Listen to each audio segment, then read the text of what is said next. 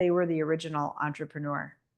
And often that original entrepreneur will expect a second generation to have that same model. And so the second generation will have the same model. And then that'll accidentally happen in the third or the fourth. And that actually puts a massive amount of pressure, inappropriate amount of pressure on the second and the third and the fourth generation. Your job as an owner and your client's job as owners of their family business is to make sure they're being good owners, meaning they're making sure that the person who runs the business day to day, and this is EOS language, they get the job, they want the job, and they have the capacity to run the business day to day. And that's when we talk about an integrator or a COO or a CEO or a president, that they're actually really good at holding the business tight to the business strategy, to the business plan, to the business model, that they're really good at being able to keep their eyeballs on revenue and profit.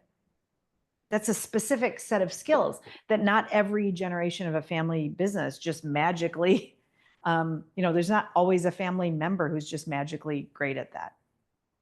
So that first tool, and the biggest, strongest, most important one, is to make sure that if you're in a business meeting, you're bringing your business relationships and you're making business decisions in that meeting. And so one thing that I'll do with my own clients, if they say, my sister, my brother, my aunt, my uncle, my mom, I say, there aren't sisters, brothers, aunts, uncles, moms in this room. There are colleagues in this room when I'm helping a family business in their business circle. It's a symbolic thing, and some people might argue it's a small thing. I actually think it's a really big thing to call each other first name or last name, whatever level of formality you have in the business. To be really clear that here in this room, in the business circle, we have collegiate or we are colleagues. We aren't parents, we aren't kids, we aren't aunts, we aren't uncles. I do the same thing when I'm working with my clients around ownership. We're not colleagues in this meeting. We're not family members in this meeting. We don't have the head of sales in this ownership meeting. We have an owner in the room. And so being really clear about what is the relationship that is showing up is huge when you're working with your family business clients or when you're thinking about your own family business. I, for years, have thought it would be really cool to make hats that say things like CEO, integrator, visionary, mom, dad, brother, to literally allow people to put different hats on during the day. I haven't pulled the trigger on that, but I do say, like, what hat are you wearing? Who's talking right now? Is this dad? Is this daughter? Is this grandpa? Who's talking? And you want to do your very best, again, if you're an advisor working with family businesses, or you are that family business person, to say, okay, in this room, in this meeting, we are colleagues. Or in this room, in this holiday, we are family members. Or in this room, in this meeting, we are owners. One metaphor or one tool, I guess it's using a metaphor as a tool that I love, is to think about 3 separate tables that members of a family business must spend time sitting around. The first one is the kitchen table or the dining room table.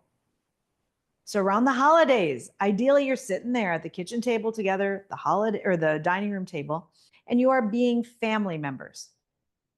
You're being cousins, you are being aunts, uncles, etc. You are spending time together as a family. That is a requirement. In a healthy family business, there is an appropriate amount of time spent truly around what we'll just call the kitchen table. In a really healthy family business, you also spend time around the conference room table. So in EOS, that would be in a quarterly, in an annual, in a level 10.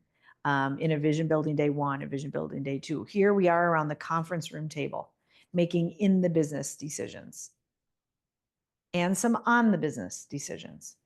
And then the third table, of course, is the ownership table or the boardroom, sitting at the board table. Not B-O-R-E-D, as funny as I think that joke is, it's the B-O-A-R-D or the owner's table. And that's where you're making really, truly on the business decisions. Do we own it? Do we sell it? What do we want from it? What are we willing to put into it? And when asking and answering the question for owners of what do we want from it or what are we willing to put into it, what I have seen with most family businesses is that they don't even know how to start answering that question. And so I like to ask owners to say, what kind of money are you willing to put into it? What kind of money do you want out of it? And then the second question is, what kind of time are you willing to put into it? And what kind of time do you want out of it? That's a great place to help your family business clients or you as a family business owner to start to think about what they want from the family business.